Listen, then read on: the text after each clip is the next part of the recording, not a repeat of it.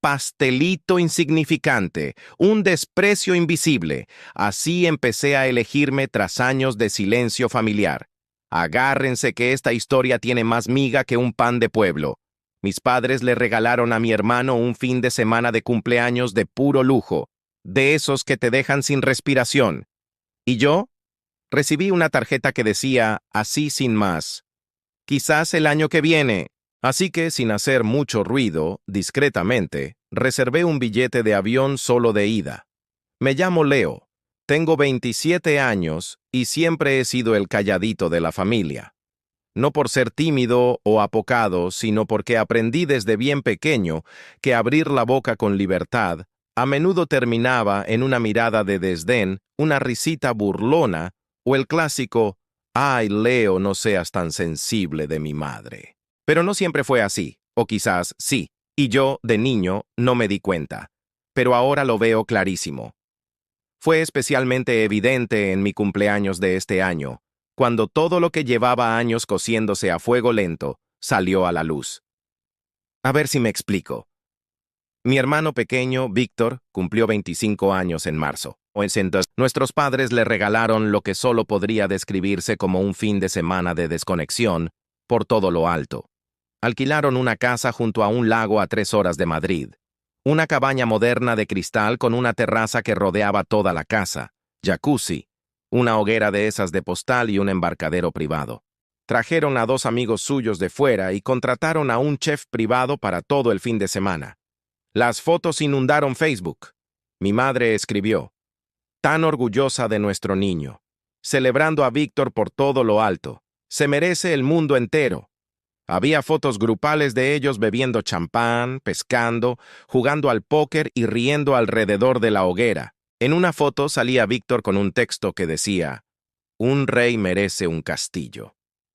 No me gustaron esas fotos. No hice ningún comentario. De hecho, no dije ni pío. Sin embargo, esa fue la primera vez que lo sentí de verdad aquí, en el pecho. No eran celos, ojo, sino una certeza sutil, que había ido creciendo poco a poco, de que ellos jamás harían algo así por mí. No porque no pudieran, sino porque no creían que yo lo valiera. Aún así, intenté quitarle importancia. Víctor siempre ha sido el ojito derecho. Es extrovertido, encantador y sociable por naturaleza.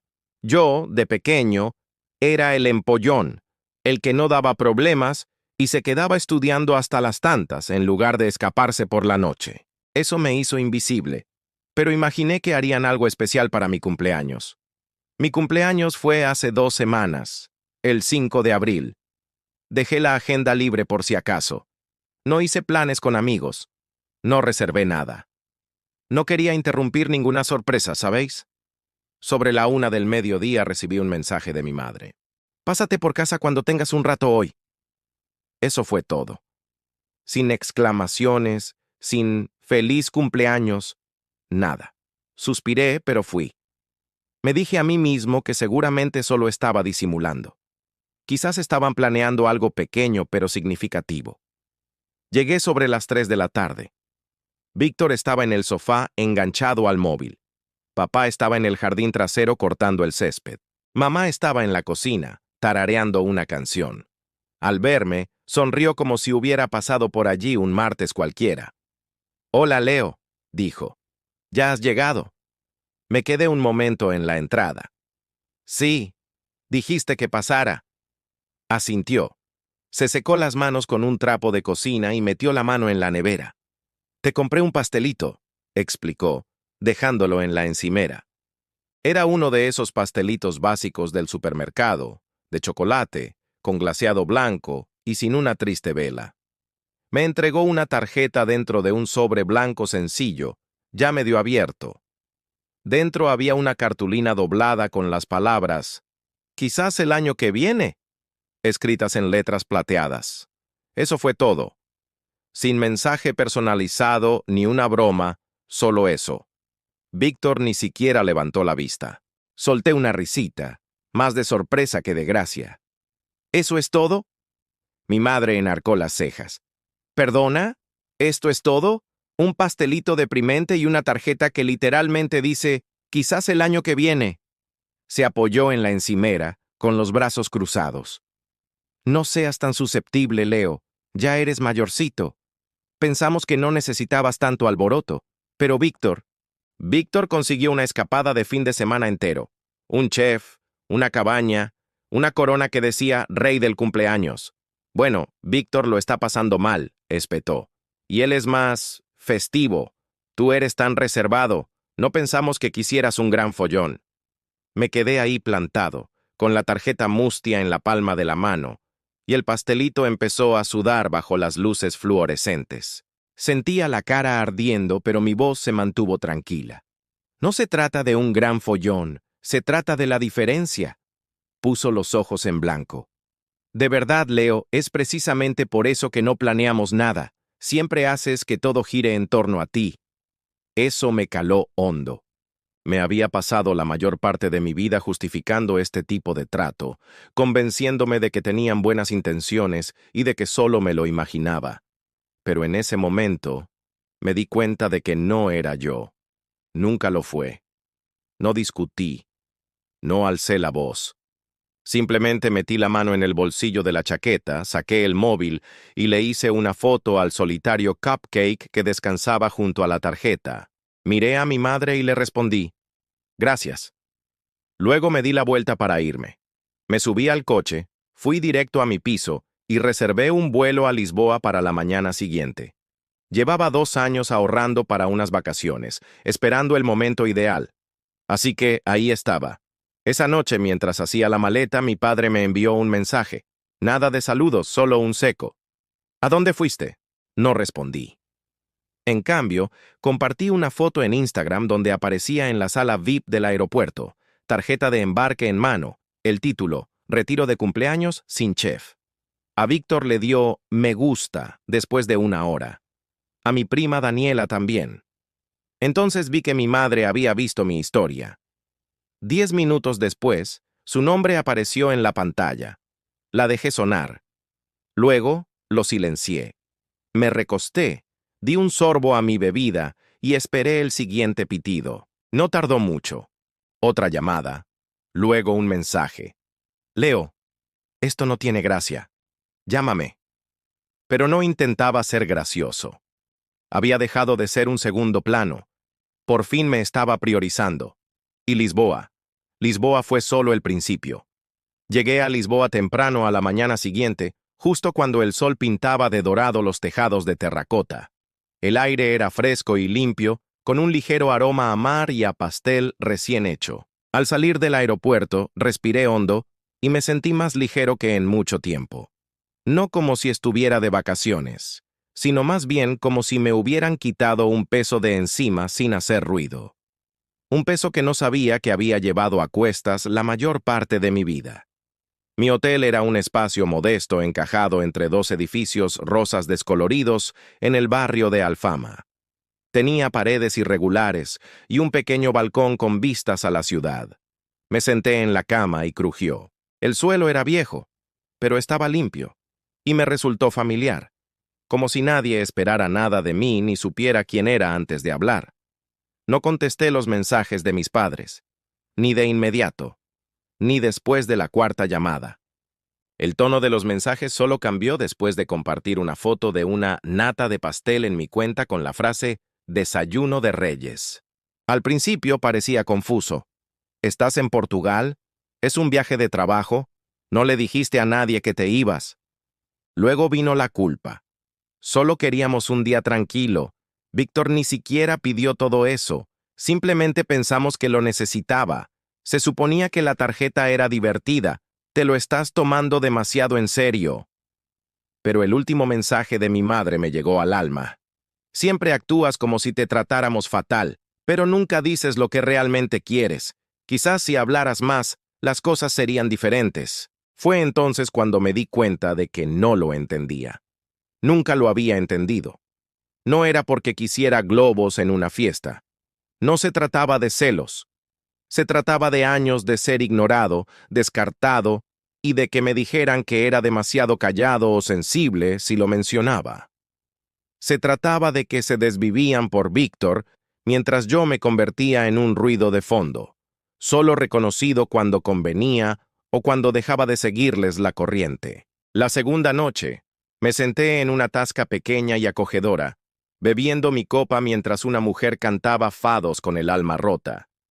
Me quedé mirando mi móvil, con su voz inquietante y dulce detrás de mí, y finalmente le respondí a mi padre. Fui a un lugar importante. No recibí respuesta de inmediato, pero al día siguiente recibí un mensaje grupal. Era de Víctor. Tío, ¿qué pasa? Mamá está enloqueciendo. Cree que estás desapareciendo o algo así. Está llamando a todos sus primos para preguntar dónde estás. ¿Y por qué estás siendo tan dramático? Solo fue un pastelito. Madura. Yo tampoco respondí a ese mensaje. En cambio, busqué en Airbnb y extendí mi estancia. 2 semanas más. Empecé a hacer listas de lo que quería ver. Una locura. Quizás incluso visitar España. Ni siquiera le había informado a mi jefe de que estaría fuera tanto tiempo, pero después de años sin usar mis días de vacaciones, me debían una. Y yo me la debía a mí mismo. Para el 5.º día, la situación en casa había dado un vuelco. Mi tía me envió un mensaje inesperado. He oído que estás en Europa. Bien por ti. Te mereces mimos. Avísame si quieres que la familia se calme. Entonces recibí otro mensaje de mi primo mayor, Greg, a quien no había visto en años. Hermano, recuerdo tu 18 cumpleaños. Te regalaron una tarjeta y un apretón de manos. Víctor recibió un coche a los 18. Solo lo digo. No estás loco. Me quedé mirándolo un rato. No estaba loco. No estaba exagerando. Me había acostumbrado a que me trataran como si fuera una ocurrencia tardía. Así que, cuando reaccioné, todos actuaron como si hubiera perdido la cabeza. Pero el espacio es lo que te da perspectiva. Y mientras paseaba por callejuelas empedradas y contemplaba las puestas de sol sobre el río Tajo, empecé a darme cuenta de que quizás yo nunca fui el problema. No les gustó que dejara de desempeñar mi papel. Al 7.º día, las cosas en casa habían alcanzado un nuevo nivel de caos. Mi madre había compartido una declaración críptica en Facebook. Cuando tus hijos desaparecen sin decir palabra, empiezas a preguntarte si el mundo está patas arriba. Recibió casi 60 comentarios. Algunos familiares respondieron con, espero que todo esté bien, o me enviaron un mensaje privado. Uno incluso me etiquetó. No respondí. En cambio, compartí una foto mía en un café de Bairro Alto con gafas de sol y sonriendo. Pie de foto. A veces, el mejor regalo de cumpleaños es la paz. Apenas 5 minutos después, sonó mi teléfono. Mamá otra vez. Lo ignoré. Entonces llegó un mensaje. Esta vez no de mis padres ni de Víctor. Era del correo electrónico del trabajo de mi padre. Leo, por favor, llámame. Esto se está saliendo de control. Me quedé quieto. ¿Por qué me escribiría desde el trabajo? Casi al instante, llegó otra comunicación de mi jefe. Oye, tu madre llamó a la oficina buscándote. Dijo que era urgente. ¿Todo bien? Se me congelaron las manos. No solo estaban entrando en pánico, estaban escalando. Gente que no tenía por qué estar involucrada en esto. Y me di cuenta de que ya no se trataba solo de mi cumpleaños. Se trataba de control, de cómo siempre me habían vigilado, definido y acorralado. Y qué repentino, al salir de sus límites, intentaron arrastrarme de vuelta como a un perro callejero. Respiré hondo, con el corazón latiéndome con fuerza, y escribí un último mensaje. No te preocupaste cuando estaba en tu casa con un pastelito en la mano. No te preocupes ahora. Estoy bien. Simplemente no vuelvo igual. Y lo hice a propósito, porque mi antigua versión, la que toleraba el silencio, la minimización y los viajes de culpa disfrazados de bromas, no está en este viaje. Se quedó en casa junto al triste pastelito en la encimera de la cocina. Pero ¿qué hay de la versión de mí que tomaba un capuchino bajo el sol de Lisboa? Apenas estaba empezando, y lo segundo que hice fue dejar muy claro que ya no buscaba su consentimiento. A la mañana siguiente, me desperté con una docena de llamadas perdidas. 2 de mi padre, 3 de mi madre y 1 de Víctor. El resto eran números desconocidos. Probablemente mi madre llamando desde varios teléfonos, o peor aún, la familia que había arrastrado al caos. Pero no me importaba. Había terminado de ser el hijo obediente que siempre mantenía la paz, el que decía, está bien, cuando obviamente no lo era. No iba a repetir la misma situación.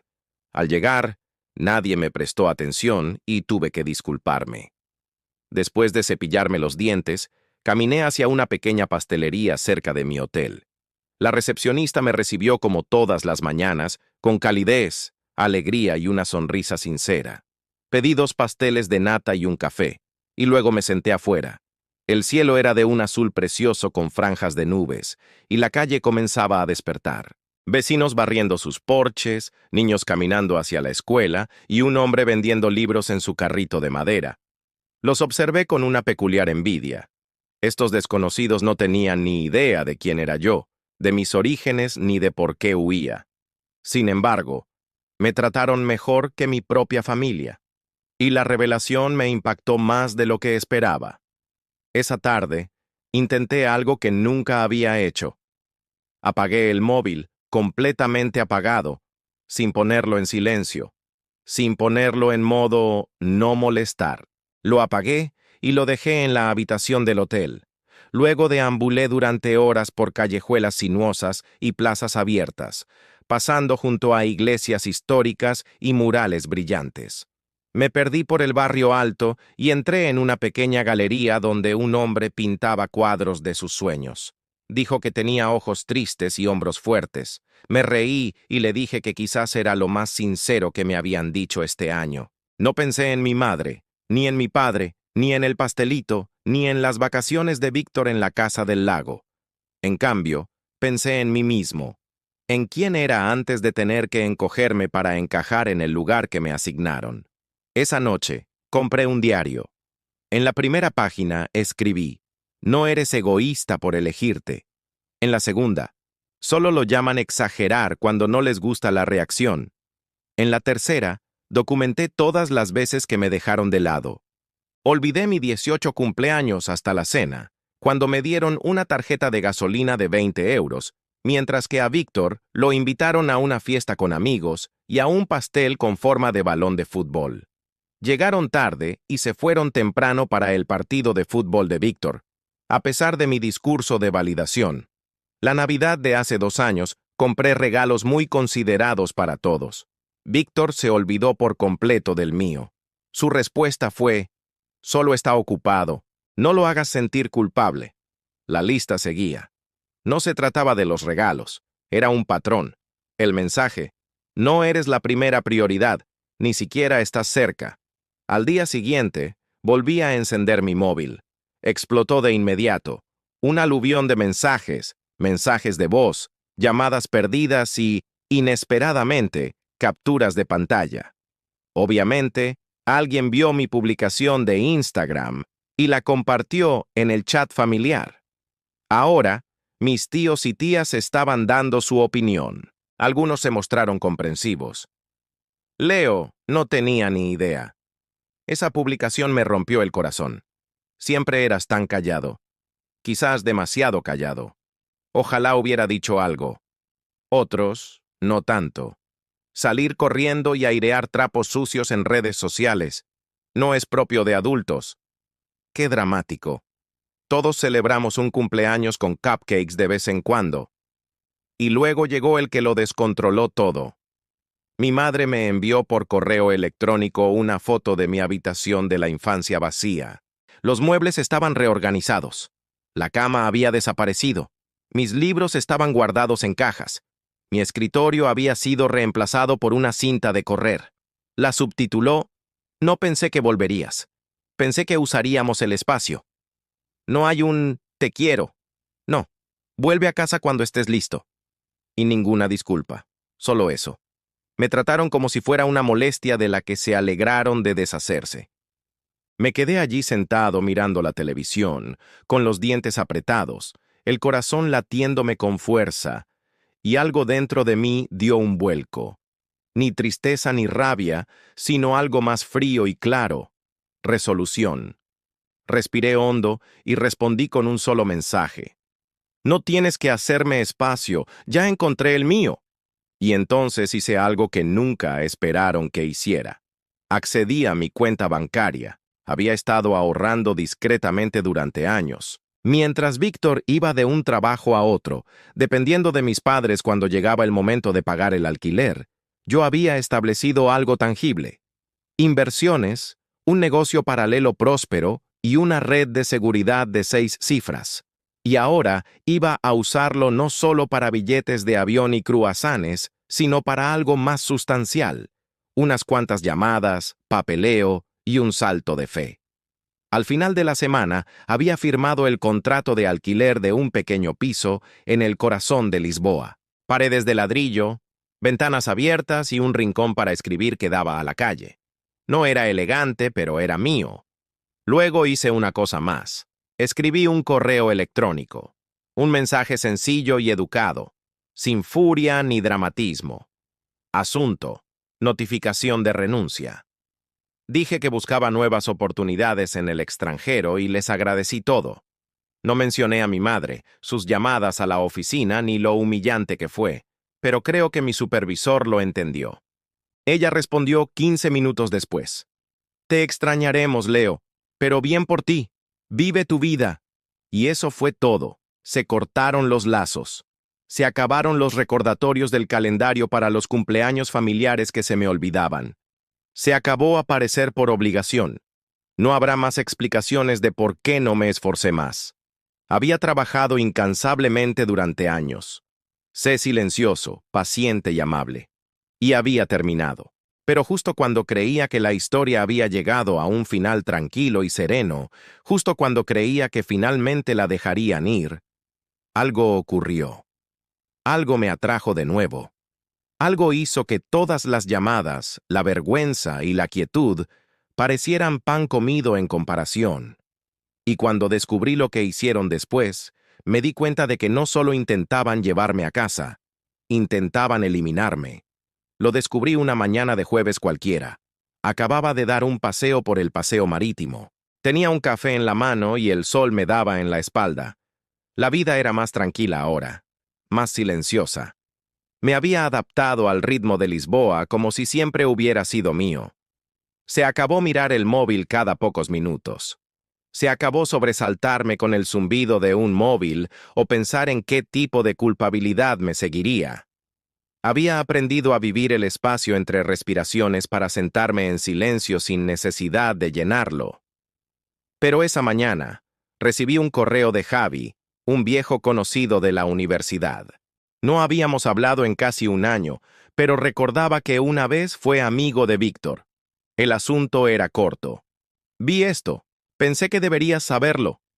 El correo contenía solo una frase: Tu hermano publicó esto. Envié una captura de pantalla de la publicación de Víctor en Facebook. El pie de foto decía: La familia no se trata de quién se escapa cuando las cosas se ponen difíciles, se trata de quién se queda. Estoy orgulloso de estar aquí ayudando a mamá y papá a reconstruir tras la traición de Leo. Había una fotografía debajo: mi antigua habitación, repintada con un beige estéril. Las estanterías estaban vacías. Mi diploma universitario, que había estado colgado en la pared del fondo durante años, había desaparecido. En su lugar había una fotografía enmarcada de Víctor estrechando la mano de un comerciante local. El pie de foto decía: Nuevos comienzos. Los comentarios fueron mucho peores. El saludo de tía Marisa: Estoy muy orgullosa de ti por dar un paso al frente. Leo siempre fue diferente. Shami, la mujer de mi primo. No podía simplemente hablar con la familia, desaparecer así, inmaduro. Y entonces, la sorpresa de mi propia madre. A veces el hijo pródigo no regresa, pero el hijo que se queda construye el futuro. Se me entumecieron las manos. Leí la frase 5, 6 y 7 veces. No solo me estaban borrando de la habitación, estaban alterando la historia. De repente, ya no era yo la persona tranquila y estable que mantenía la paz. Yo era el hijo que huyó, el que los dejó atrás, el que no se preocupó. Víctor ya no era el niño mimado, era el salvador, el mártir, el que se quedó para ayudar a mamá y papá durante el momento difícil que ellos mismos crearon. Pero esto fue lo que más me impactó. Sabían que no me defendería públicamente. Contaban con ello. Sabían que detesto el drama, la confrontación y el espectáculo. Esperaban que observara con calma desde el otro lado del océano cómo cambiaban la verdad. Fue entonces cuando tomé mi decisión. Basta de silencio. Basta de desaparecer para mantener la paz. Abrí mi portátil y empecé a escribir. No escribí una publicación dura ni desagradable. No soy así. Pero escribí la verdad con calma y cuidado, como quien entrega recibos tras años de ser cuestionado. La publiqué sin fotografía, solo con palabras. Para quienes han escuchado alguna historia sobre mí, aquí está la mía. No huí. No abandoné a nadie. Simplemente dejé de intentar ganarme el cariño y el respeto que deberían haberme dado de forma natural quienes me criaron. Para el cumpleaños de mi hermano, nuestros padres alquilaron una casa junto al lago, contrataron a un chef especial y lo agasajaron con un regalo de Reyes. Para el mío, recibí un pastelito comprado y una tarjeta que decía, quizás el año que viene. Cuando les conté mi dolor, me dijeron que estaba siendo demasiado sensible. Fotografié el regalo. Me fui en silencio y reservé un vuelo a Lisboa. Esa decisión no fue una rabieta, fue un límite. Durante años cumplí el rol que me exigían. Tranquilo, servicial, fácil de mantener. Vi cómo se saltaban mis hitos, se minimizaban mis triunfos y se ignoraban mis emociones. Y aún así, permanecí leal. Me dieron el beneficio de la duda. Me presenté hasta que descubrí que presentarse ante quienes no lo hacen por ti no es honorable, es autoabandono. He recibido docenas de mensajes desde que me fui. Algunos son amables, mientras que otros son duros con quienes dicen que debería haber hablado. Lo hice varias veces. En realidad no importó hasta que dejé de seguirles la corriente. No quiero lástima. No necesito aplausos. Solo quiero que la verdad exista en un lugar libre de culpabilidad y medias verdades. No huí. Elegí la serenidad. Y a veces elegir la paz implica alejarse de quienes se niegan a verte con claridad. Hice clic en publicar. Luego apagué el móvil durante 2 días. Cuando lo volví a encender, no me esperaba lo que vi. Cientos de comentarios, docenas de mensajes. Me habían seguido la pista, le habían hecho capturas de pantalla y lo habían vuelto a publicar. Personas, amigos, parientes lejanos e incluso desconocidos se unían. Esto me impactó profundamente. Yo también he sido la hermana de segunda línea. Gracias por decir lo que muchos de nosotros no podemos decir. Por eso la negligencia emocional es tan difícil de explicar. Es invisible hasta que se vuelve innegable. Solo un mensaje me llegó al alma. Venía de Daniela, una prima paterna. Hacía años que no hablábamos. Leo, siempre pensé que algo no andaba bien con la forma en que te trataban. Simplemente no sabía cómo decirlo. Lo siento. Te veo y me alegra que hayas salido. Eso marcó el principio de que surgieran más voces. No todos me apoyaron. Algunos insistieron. Mi madre, inevitablemente, envió otro mensaje pasivo-agresivo. Algunas personas airean sus heridas en lugar de sanarlas. Víctor me escribió una vez: «Felicidades por tu pequeño desfile de lástima. Siempre te encanta hacerte la víctima». No le respondí porque ya no estaba fingiendo. Había terminado de actuar y la vida poco a poco empezó a llenarse de cosas genuinas. Me uní a un club de escritura en Lisboa. Conseguí un trabajo a tiempo parcial editando artículos en inglés para una revista de viajes. Volví a cocinar, algo que no hacía desde la universidad. Hice amigos de verdad. Amigos que no sabían nada de Víctor, del pastelito, ni del lugar donde vivía. Amigos que se reían de mi humor, no de mí, que me recibieron sin ninguna expectativa. ¿Quién me escuchó cuando hablé? Un mes después de que la publicación se hiciera popular, recibí un correo electrónico de un editor que la había visto y quería hablar sobre su posible conversión en memorias. Al principio no estaba seguro, pero luego recordé todas las comunicaciones que había recibido. Dicen que expresé con palabras lo que han sentido durante años. Quizás mi historia no era única. Quizás también sirvió de espejo para otros. Y quizás, solo quizás, mi voz, que antes había sido descartada por ser demasiado baja, de repente fue lo suficientemente fuerte como para importar. Acepté el trato. Un año después, mi libro se publicó en 11 países. Quizás el año que viene. Elegirte a ti mismo cuando ellos nunca lo hicieron. La página de dedicatoria simplemente decía, para los niños con pastelitos y tarjetas que esperaban el año que viene. Tu verdad no necesita su permiso. Mis padres nunca volvieron a comunicarse. Víctor sí lo hizo una vez. Me enviaron una captura de pantalla de la portada del libro y dijeron, espero que la atención haya merecido la pena. No respondí porque nunca se trató de llamar la atención. Se trataba de la verdad. Y cuando la verdad se dice con claridad, resuena de una manera que el silencio no puede. Así que aquí estoy. Vivo en un apartamento soleado en una tranquila calle de Lisboa. Escribiendo, riendo, amando. Sin demasiado ruido, sin ser perfecto, pero totalmente definitivo. Y cuando llega el 5 de abril cada año, no espero un mensaje. Me compro el cupcake más grande y esponjoso de la pastelería con velas y chispas de colores y un mensaje hecho a mano debajo que dice, mereces ser celebrado este año todos los años y por primera vez en mi vida yo,